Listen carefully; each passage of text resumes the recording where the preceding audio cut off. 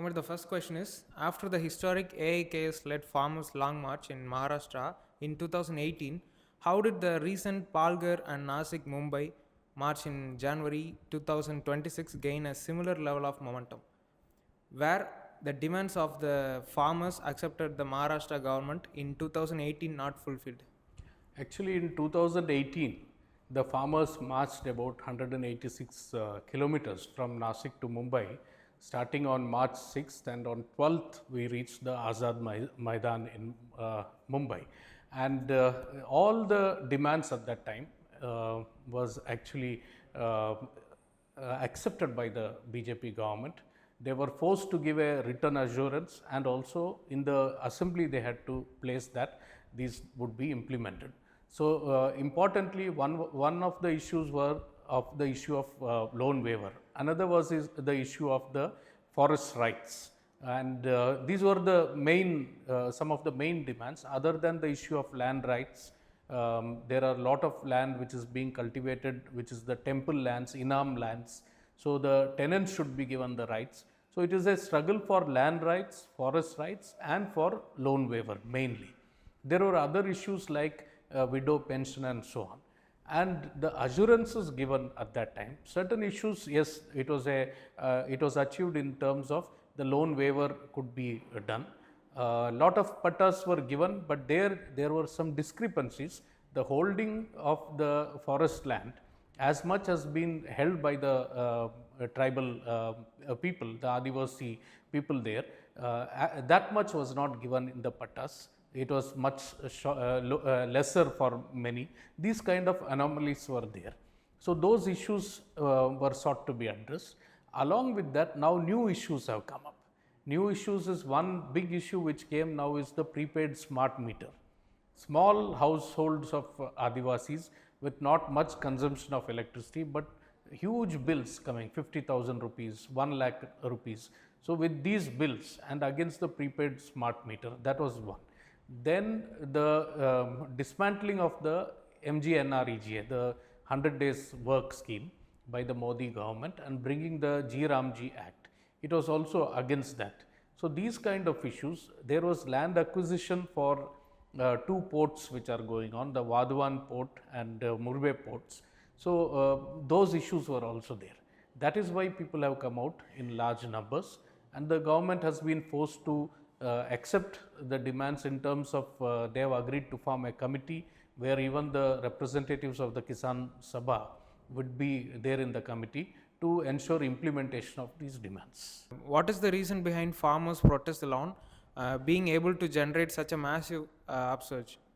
No, it's not alone farmers' protest. If you see the February 12th strike, across the country, the working class also have come out in a big way. But yes, in our country, farmers are considered as the Annadata, that is, who are providing food. So during the historic struggle of the farmers in Delhi borders also, one of the slogan was "No farmer, no food." We improvised it to say no, not just farmer, agriculture worker is also an important part of that. But as far as these mobilizations are concerned, in the farmers' organizations, we could build a broad issue-based unity in which bringing around hundreds of organizations together, though we may not agree on all issues, on the main issues affecting farmers, we could build a unity. And that helped to strengthen the movement, whether it is the Delhi movement. In Maharashtra, it's a totally different situation. It is more, we have a traditional mobilization among the Adivasis from the days of the Worli struggle. That has continued. Newer sections have been drawn into that. The issues like farmers' suicides and so on are maximum happening in Maharashtra. We have been able to link those also. Since there are so many attacks on the farmers, they are out coming on the streets, and farmers, they have their fields and to go back to. Unlike workers who don't have something to go back to, they are entirely dependent on the job providers, the capitalist sections. That is why for the workers, it is usually we find a day strike, 1 day strike. It is, whereas the Kisan struggle took place for 380 days. That kind of a struggle in few areas, like the inspiring struggle of the Samsung workers, Ambuja Cement, we have been able to have a prolonged struggle also. As the All India General Secretary of All Indian Kishan Sabha, what is the message you wish to convey to this country and its people? Today, Indian agriculture is and the Indian people is being attacked like never before. The latest set of the trade deals which are happening, Indo-US trade deal and the other free trade agreements with European Union, United Kingdom and all that, that is going to totally finish off the futures of Indian farmers. Indian agriculture would be handed over to the corporate companies. What the three farm acts were aiming to, that will be achieved through these kind of trade deals.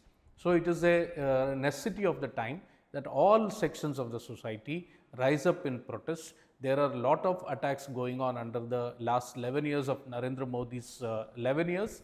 More than 5 lakh farmers, agriculture workers and daily wage workers have been forced to commit suicide. So that is the situation. It is something we have never seen anywhere in the history of humankind.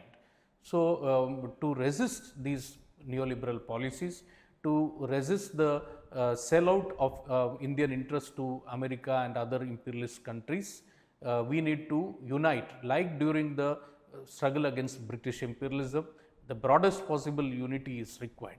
In this time, the BJP, RSS, the Sangh Parivar is also trying to divide on communal lines. So that is a danger which exists. That is the role that the Sangh Parivar, RSS has played during British colonial rule.